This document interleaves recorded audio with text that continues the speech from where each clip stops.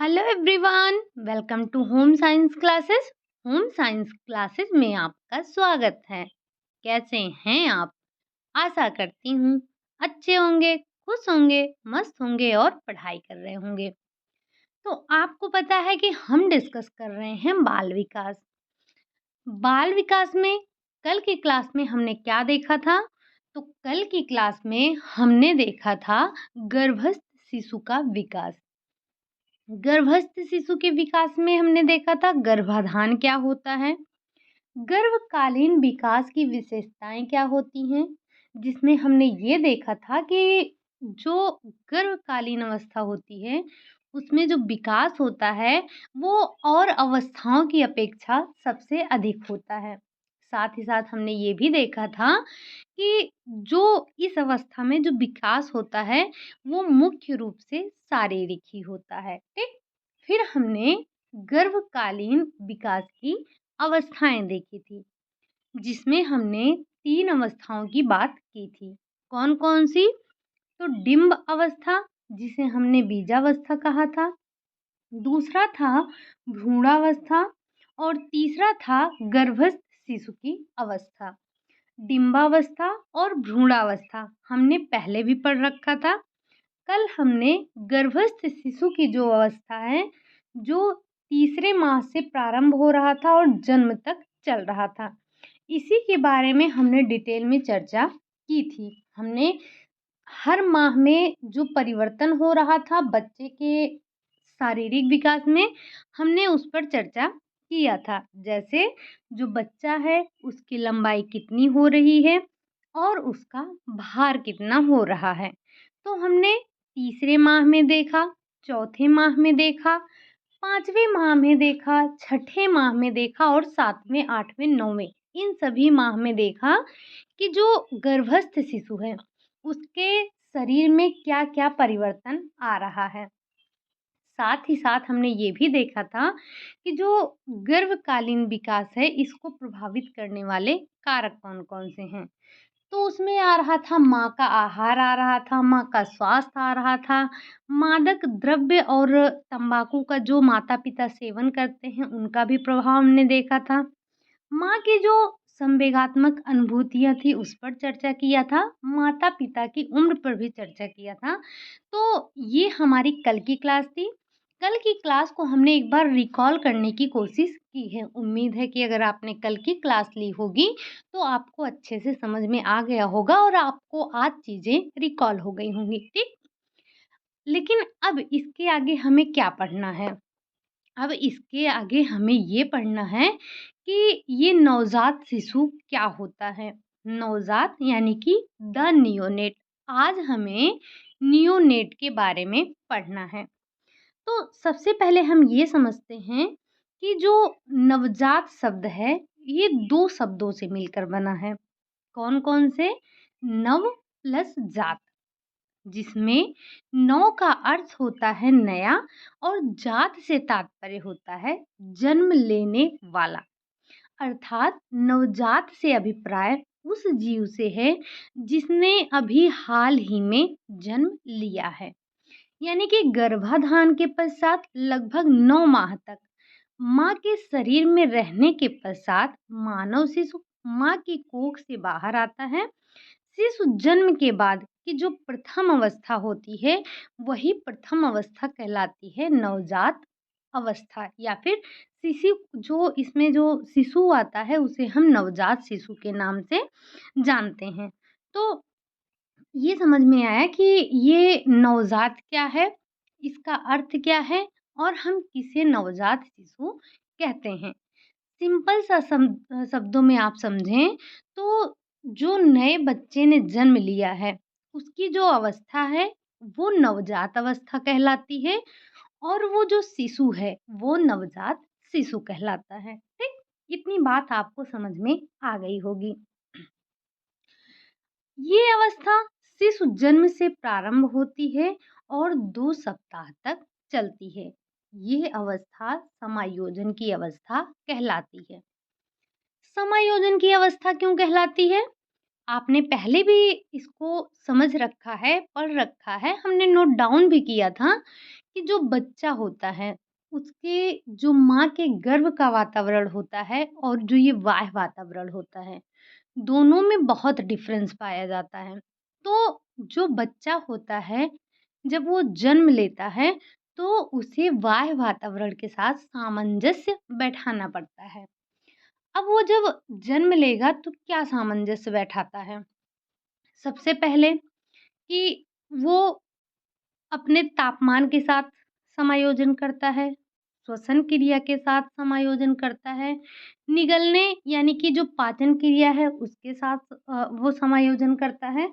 तो इस तरह से देखा था हमने कि जो एक नवजात शिशु होता है, वो समायोजन करता है। तो इसीलिए जो ये अवस्था होती है, इसे हम समायोजन की अवस्था कहते हैं। अब ये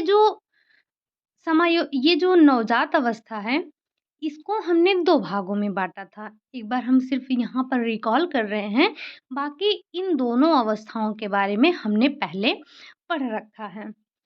तो ये जो अवस्थाएँ हैं दोनों कौन-सी हैं? एक तो आ जाती है पार्ट्यूनेट अवस्था, दूसरी आ जाती है नियोनेट अवस्था। अब ये पार्ट्यूनेट अवस्था कब से कब तक है? तो जन्म से 30 मिनट, कहीं-कहीं आपको ये 15 मिनट भी देखने को मिलेगा। तो इसकी अवस्था होती है जन्म से 30 मिनट और नियोनेट अवस्था जन्म से 30 दिन होती है, ठीक? तो पार्ट्यूनेट अवस्था वो अवस्था है जिसमें बच्चे की नाल काटकर बच्चे को माँ से अलग कर दिया जाता है। अब वो एक स्वतंत्र जीव हो जाता है। ये अवस्था जन्म से लेकर आप मैंने बताया कि इसमें डिफरेंस देखने को मिलता है। कहीं-कहीं 15 मिनट, कहीं-कहीं 30 मिनट दिया है, ठीक? और नियोनेट अवस्था जो है वो पार्ट्यूनेट अवस्था की समाप्ति के बाद प्रारंभ हो जाता है। ये जो नियोनेट शब्द है, ये लैटिन भाषा का शब्द है जो कि ग्रीक भाषा के नियोस शब्द से बना है, जिसका अर्थ होता है नया। मतलब जो नियोनेट से तात्पर्य ये होता है कि नया शिशु यानी कि नवजात शिशु। इसकी उम्र जो हर्लॉक महोदय ने बताई थी, वो क्या बताई थी? तो जन्म से लेकर 2 सप्ताह तक इसकी उम्र मानी है, लेकिन कुछ वैज्ञानिकों ने इसे 30 दिन मानी है, ठीक? यानी कि इन्होंने जो हर्लॉक महोदय थी, इन्होंने 15 दिन माना यानी कि 2 सप्ताह माना और वैज्ञानिकों ने इसे 1 माह माना या फिर 30 दिन बताया, ठीक? तो ये तो हमने देखा, बाकी हमने पार्ट्यूनेट, नियोनेट के बारे में पहले भी पढ़ा है, ठीक? अब हम थोड़ा-सा इस नवजात के बारे में विशेषताएँ कुछ इसकी होती हैं, उसको भी समझ लेते हैं। क्या विशेषता है? तो जो ये नवजात है, नवजात की कुछ अपनी विशेषताएँ होती हैं, जो आपको और अवस्थाओं से भिन्न करती हैं। ये भिन्न होती हैं। अब ये विशेषताएँ हैं क्या? एक बार हम इनको भी समझ लेते हैं। तो सबसे पहले जो नवजात शिशु है, उसकी पहली जो विशेषता वो है व्यक्तिगत भिन्नता। व्यक्तिगत भिन्नता तो जन्म के बाद सभी शिशु एक समान नहीं होते हैं, उनमें व्यक्तिगत भेद पाए जाते हैं। जैसे उनकी शारीरिक बनावट, रूप, रंग, व्यवहार दूसरों से भिन्न होता है। कुछ शिशु शांत स्वभाव के होते हैं, तो कुछ चिल्लाने वाले होते हैं। कुछ काफ़ी क्रियाशील होते हैं, तो कुछ की क्रियाशीलता में आपको मंदता देखने को मिलती है। तो इस तरह से प्रत्येक शिशु समान नहीं होता है। उसमें जन्मजात से ही व्यक्तिगत विभेद देखने को मिलता है और व्यक्तिगत भिन्नता के कारण ही प्रत्येक बालक के एक अलग व्यक्तिगत होता है, यानी कि हर एक बालक का व्यक्तिगत निर्माण होता है। और प्रत्येक नवजात शिशु में व्यक्तिगत विभिन्नता का एक प्रमुख कारण उसकी जो आनुवांशिकता होती है वो पाई जाती है, ठीक? दूसरा दूसरी विशेषता क्या है? तो पराधीनता की अवस्था। जो नवजात अवस्था है, ये पराधीनता की अवस्था है। अच्छा, एक बार आप लोग कमेंट करके बताइएगा कि जब हमने विकास की अवस्थाएँ पढ़ी थी, तो हमने नवजात अवस्था को वहाँ पर क्या नाम दिया था? ठीक?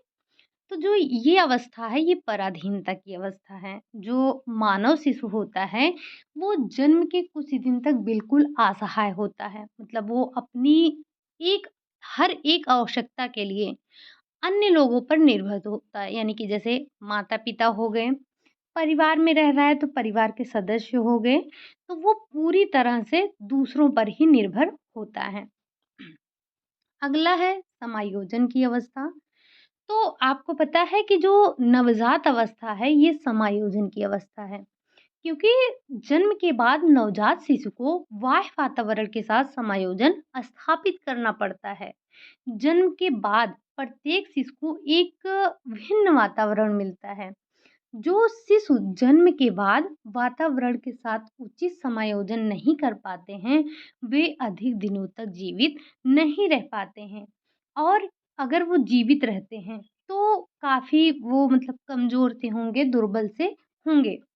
समायोजन की अवस्था होने के कारण ही जन्म के बाद उनके भार में आपको कमी देखने को मिलती है। लगभग 15 दिन तक बच्चे के भार में आपको कमी देखने को मिलेगी, उसके बाद जो है उसका स्वास्थ्य अच्छा होता है। क्यों? क्योंकि वो लगभग 15 दिन बाह्य वातावरण के साथ समायोजन स्थापित करता है। ठीक?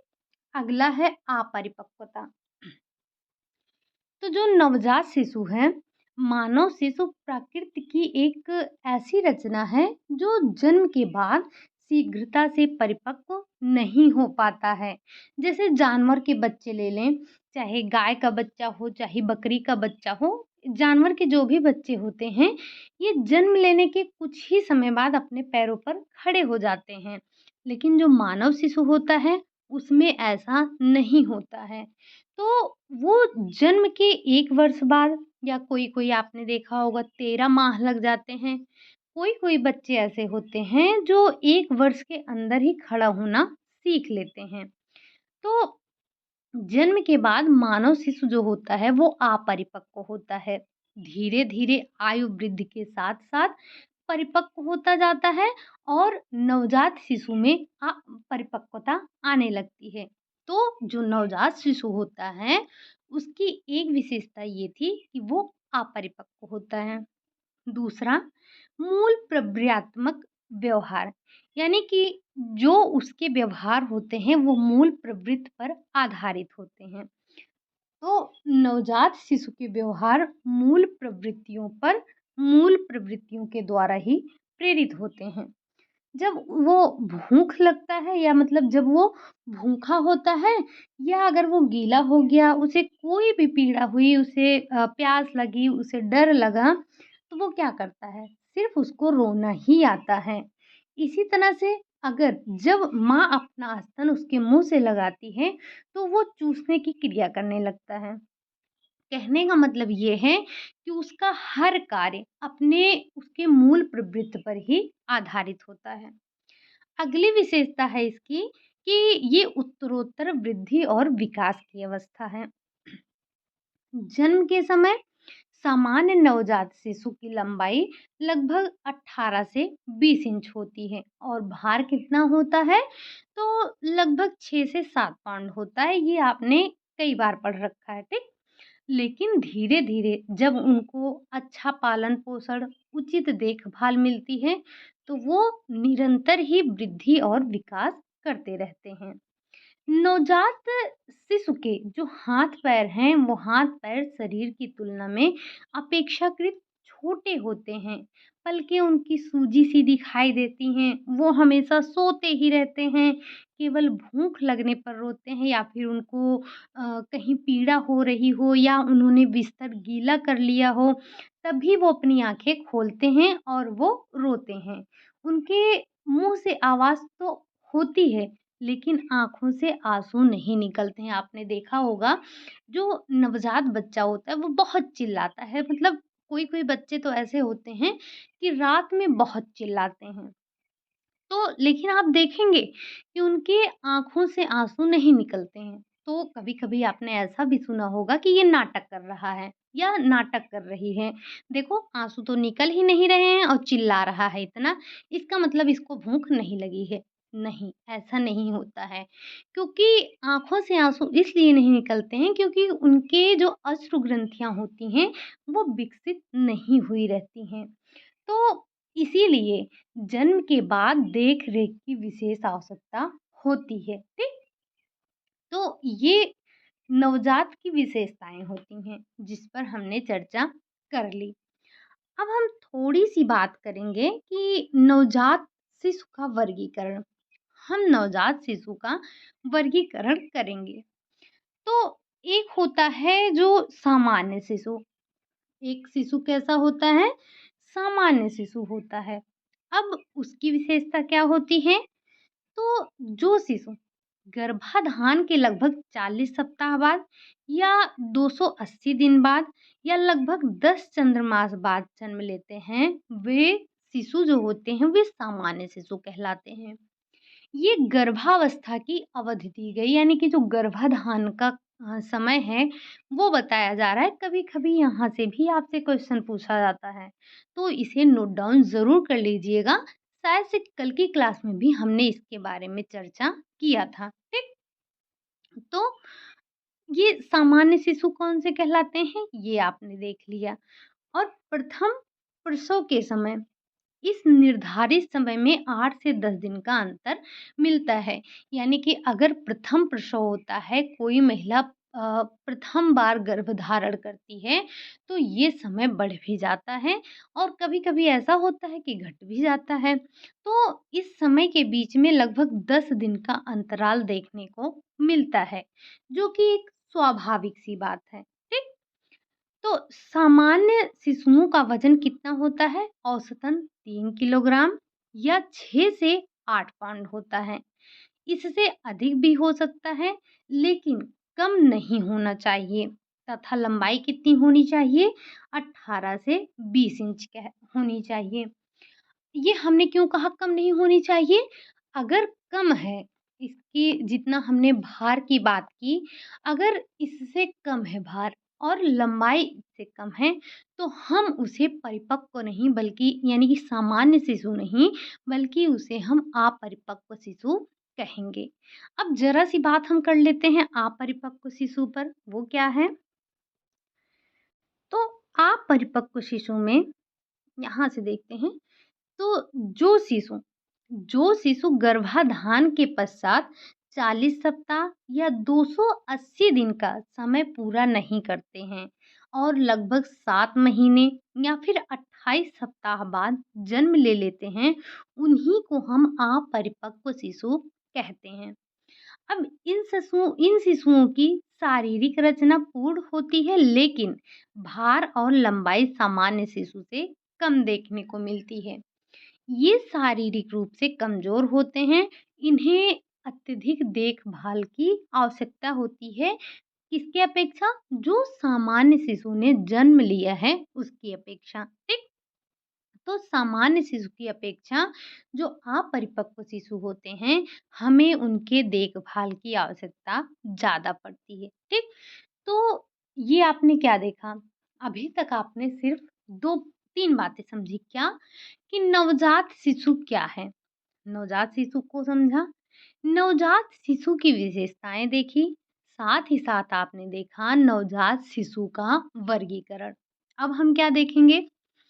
अब जब हमने सब कुछ देख लिया तो हमें ये भी देखना है कि जो नवजात शिशु की शरीर रचना है और उनका विकास है।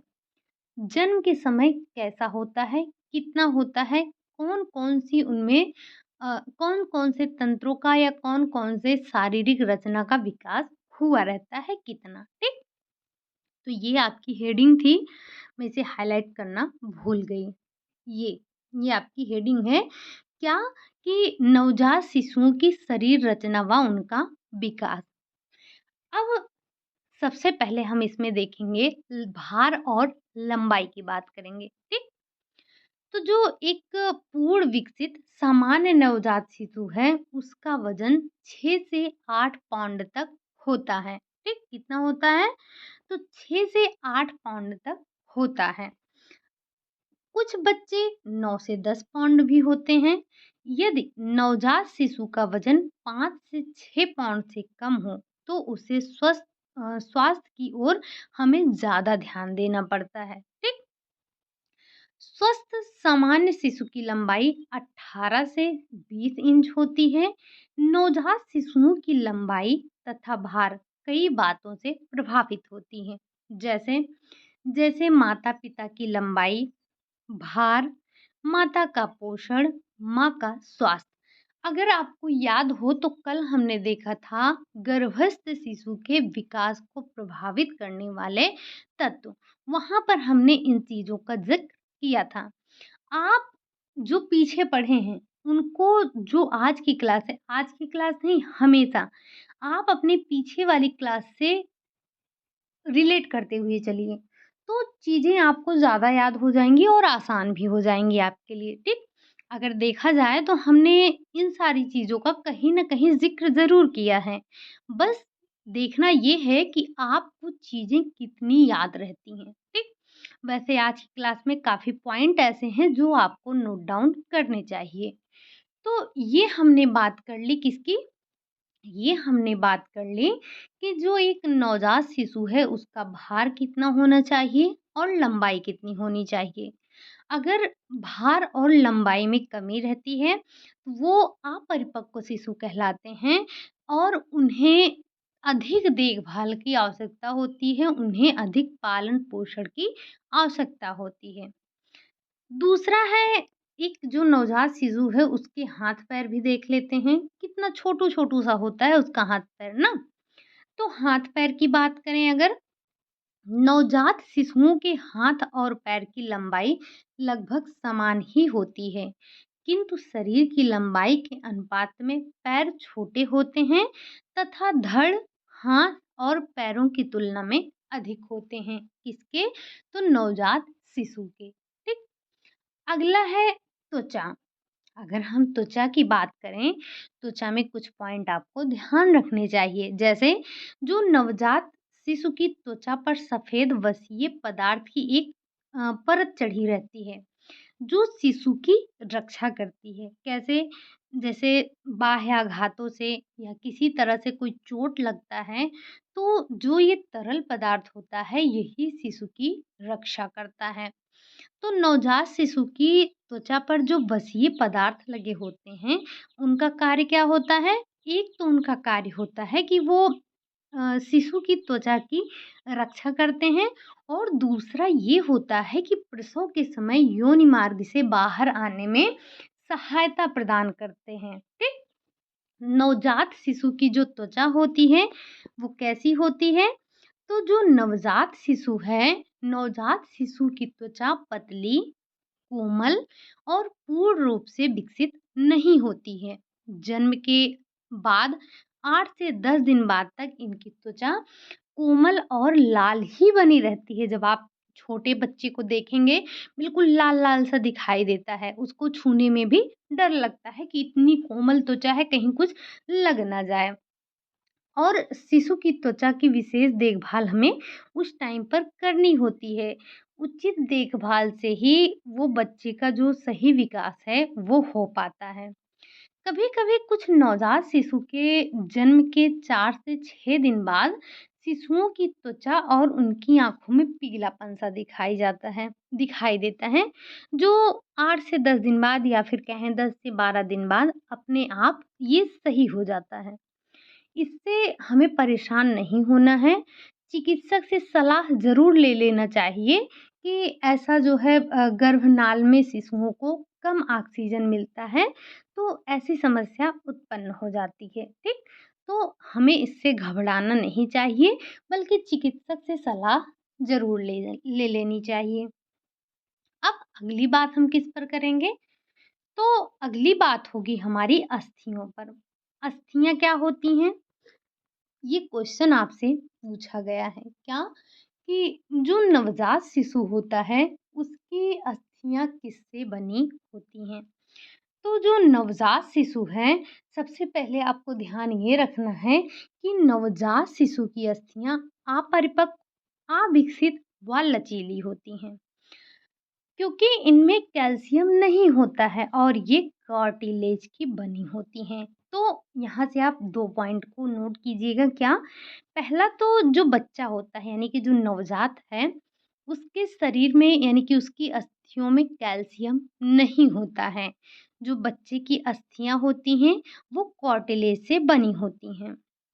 अस्थियां कार्टिलेज की होने के कारण शिशु सुगमता पूर्वक योनि मार्ग से बाहर निकल आता है।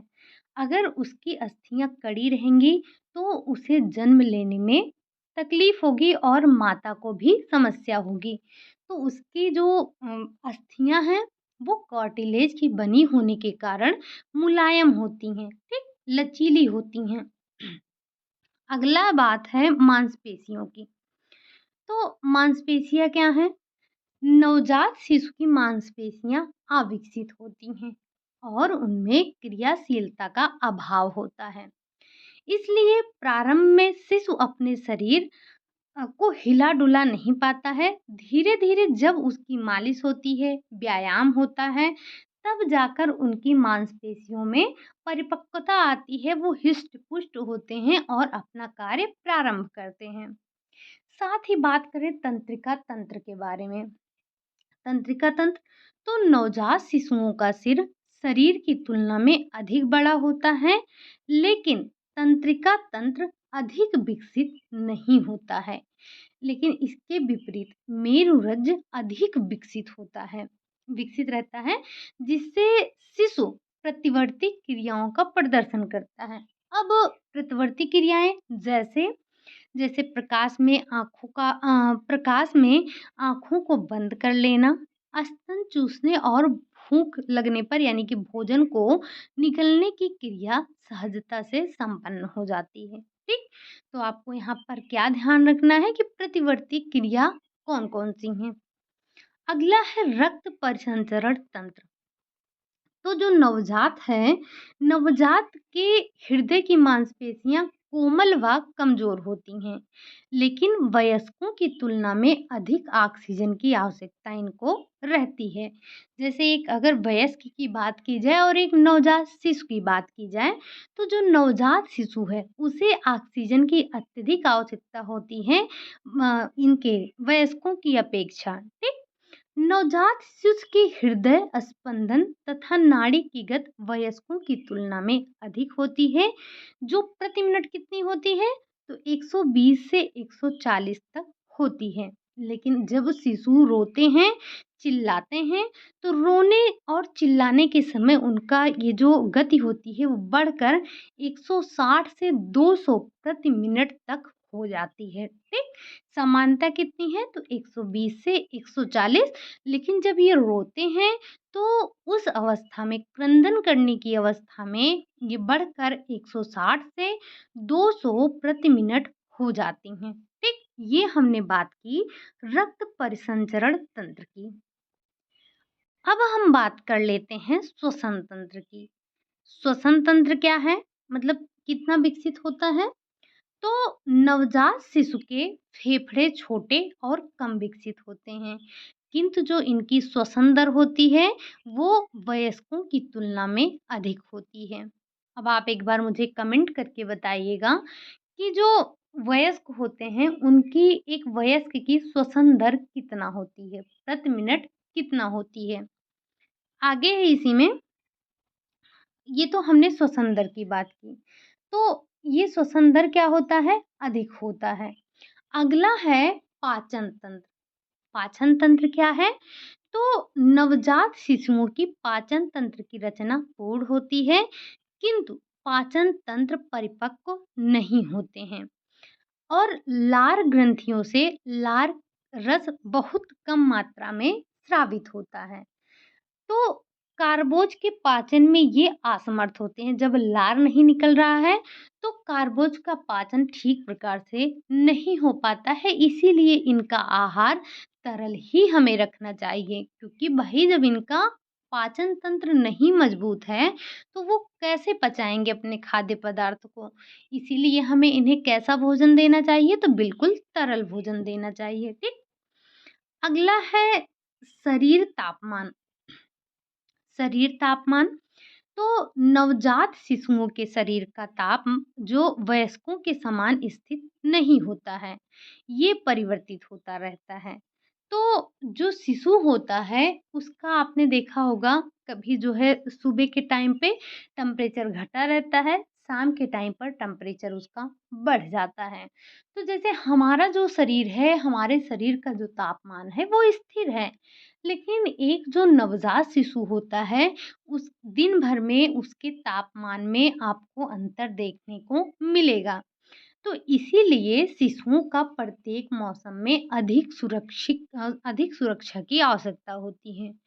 विशेषकर आपने देखा होगा जब सर्द का मौसम है, बच्चा जन्म लेता है, तो माँ का गर्भ कितना गर्म होता है, लेकिन वो बाह्य वातावरण कितना ठंडा होता है। हम बच्चे को बहुत बचा कर रखते हैं, कि इसे ठंडी ना लग जाए, ठीक? तो जो नवजात शिशु होता है, उसे हमें तापमान के वातावरण से काफ़ी सुरक्षा देनी होती है, ठीक? अगला है प्रकाश ज्ञान। प्रकाश ज्ञान क्या है? तो प्रकाश के प्रति संवेदना पाई जाती है। जो नवजात होता है, उसमें प्रकाश के प्रति संवेदना पाई जाती है। तीव्र प्रकाश में वे अपनी आँखों को बंद कर लेते हैं। आपने देखा होगा जो एक नवजात शिशु होता है, आप उसको अंधेरे में रखिए, कोई फ़र्क नहीं पड़ेगा। आप उसके सामने अंधेरे में रखे हैं, हल्का प्रकाश है, आप उसके आस-पास कोई वस्तु ले जाइए, उसे कोई प्रभाव नहीं पड़ेगा। लेकिन वहीं अगर जब आप लाइट जला देते हैं, उसकी आँखों पर प्रकाश पड़ता है, तो वो अपनी आँखों को तुरंत बंद करता है, ठीक? ऐसा भी होता है कि अगर वो थोड़ा-सा ऐसे मतलब बंद किया है, जैसे हम लोग सिर्फ़ लेटे रहते हैं, आँख बंद किए रहते हैं, अगर उसने उस प्रकार से भी आँख बंद किया है और आपने टॉर्च जला दिया या फिर कमरे की लाइट ही ऑन कर दी, तो ऐसे में शिशु अपनी आँखों को बंद कर लेता है और तेज़ी से दबा लेता है। लेकिन अन्य वस्तुओं को नेत्रों के सामने से ले जाने पर कोई प्रभाव या कोई प्रदर्शन नहीं करता है। मतलब कि वो प्रकाश के प्रति सिर्फ़ संवेदनशील दिखाई देता है। अगर आप उसके सामने से सामान ले जाएँगे तो वो देखेगा नहीं। कभी-कभी जब एक नवजात शिशु होता है, उसको अपने नेत्रों पर कंट्रोल नहीं होता है, तो हम बुलाते हैं एक तरफ तो जाता है दूसरी तरफ। ऐसे में वो अपने नेत्रों पर मतलब अपने नेत्रों को कंट्रोल नहीं कर पाता है, ठीक? अगली जो परिवर्तन है वो क्या है? वो ध्वनि ज्ञान है।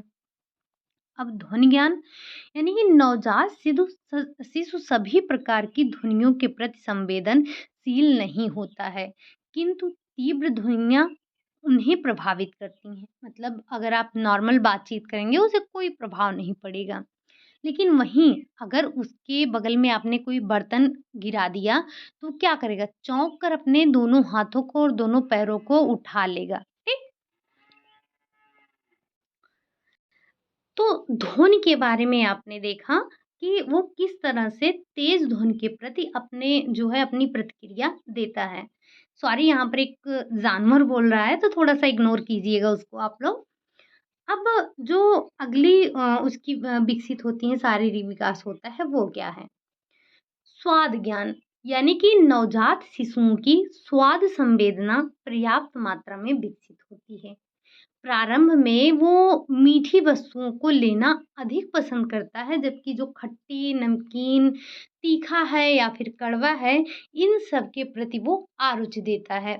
अगर उसकी स्वाद जो इंद्रियाँ हैं, यानी कि जो स्वाद ग्रंथियाँ हैं, वो ना विकसित होती, तो क्या उसको पता चलता तीखा क्या है, मीठा क्या है, कड़वा क्या है, खट्टा क्या है, नमकीन क्या है? उसे पता नहीं चलता। लेकिन ये देखा गया कि इसकी जो स्वाद संवेदनाएँ हैं, वो विकसित होती हैं। इसीलिए जब आप उसके मुख में कोई मीठी चीज़ डालते हैं, तो वो उसे खा लेता है, यानी कि पसंद करता है। वहीं जब आप तीखी, कड़वी, नमकीन, खट्टी ये सारी चीज़ें उसके मुँह में डालते हैं तो वो निगलता नहीं है, उसे उगलता है, ठीक?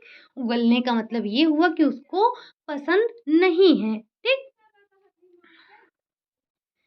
आगे हम बात कर लेते हैं गंध ज्ञान की, कि जो नवजात शिशु होता है, क्या उसे गंध ज्ञान होता है? तो प्रारंभ में नवजात शिशु में गंध के संवेदना नहीं पाई जाती है, लेकिन धीरे-धीरे विकसित होती है। मतलब जब वो जन्म लेता है, तो उस टाइम पर उसमें गंध की संवेदना नहीं देखने को मिलती है, लेकिन धीरे-धीरे विकसित हो जाती है। ठीक? अगला क्या है? तो अगला है ताप व ये तप हो गया है ताप व ठंड का ज्ञान।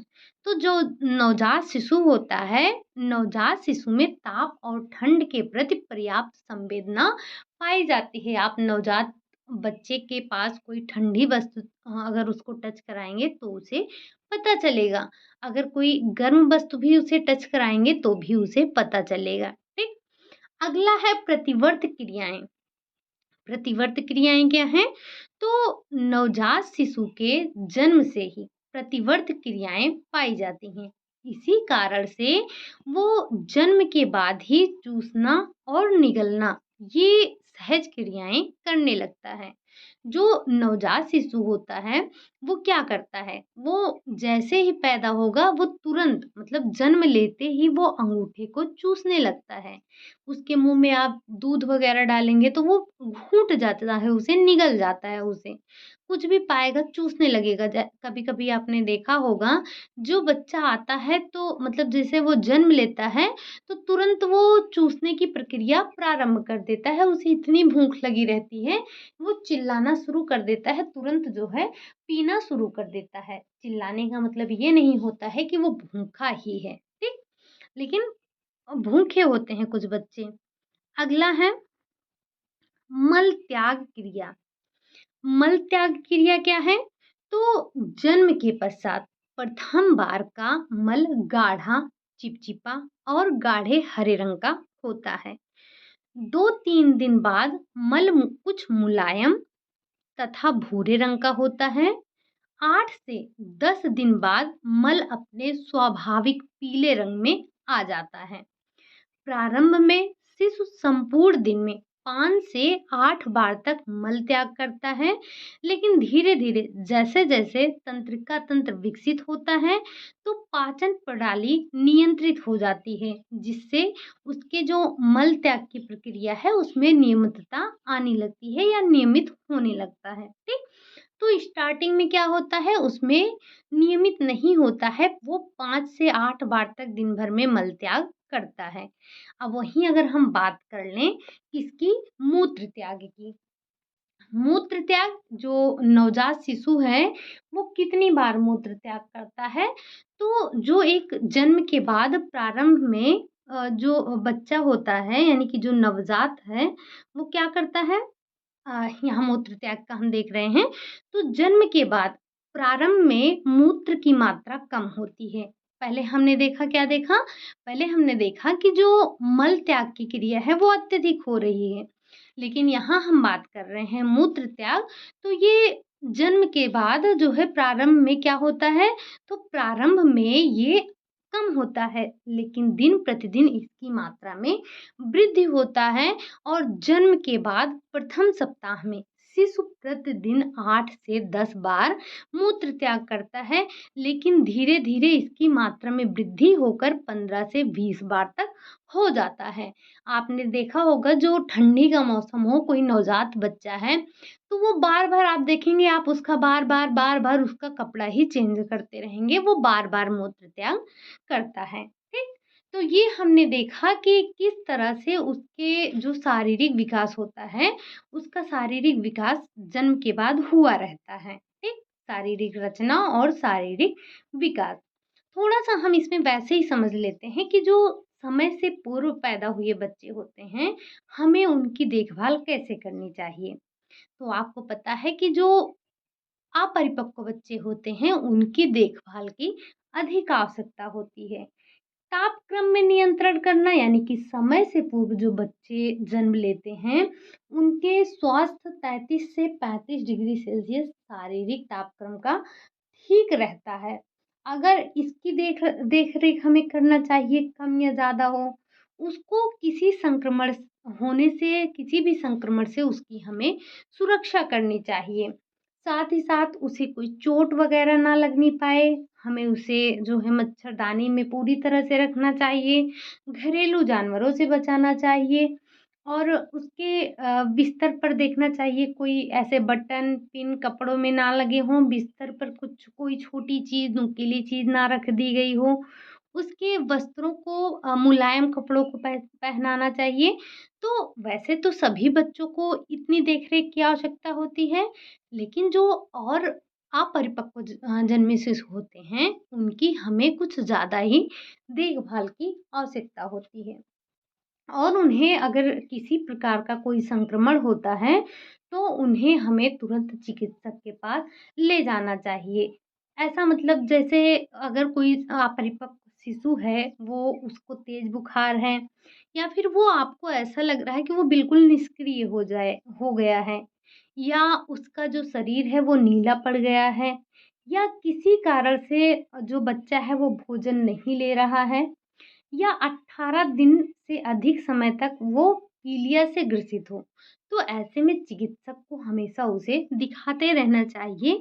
वैसे ये हर बच्चे के लिए आवश्यक है, ठीक?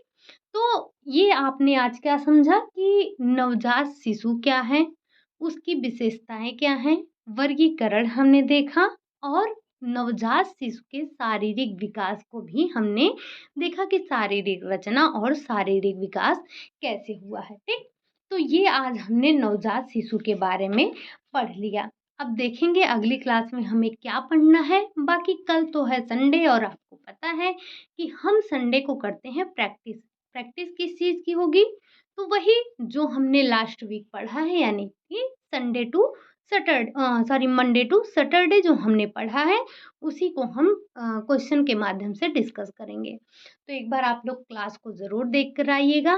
पेन और नोटबुक लेकर साथ में बैठिएगा। साथ में नोट डाउन करते चलिएगा कि आपने कितने क्वेश्चन सही किए और कितने क्वेश्चन गलत, ठीक? यानी कि जब आप सही बता देंगे तो गलत अपने आप समझ में आ जाएगा। आप में से जिन लोगों ने भी अभी तक टेलीग्राम ज्वाइन नहीं किया है, तो आप टेलीग्राम ज्वाइन कर लीजिए। वहाँ रात 9 बजे आपको मिलती है क्विज़, तो आप उसे आसानी से सॉल्व कर सकते हैं और अपनी प्रैक्टिस को कंटिन्यू रख सकते हैं। तो बस आज के लिए यही इतना रखते हैं। अगर क्लास आपको अच्छी लगी हो, तो लाइक कर दीजिएगा, चैनल को सब्सक्राइब भी कर लीजिएगा, साथ ही साथ कमेंट भी 1-2 कर दीजिएगा, ठीक? चलिए फिर मिलते हैं नेक्स्ट क्लास में, तब तक के लिए बाय बाय, टेक केयर।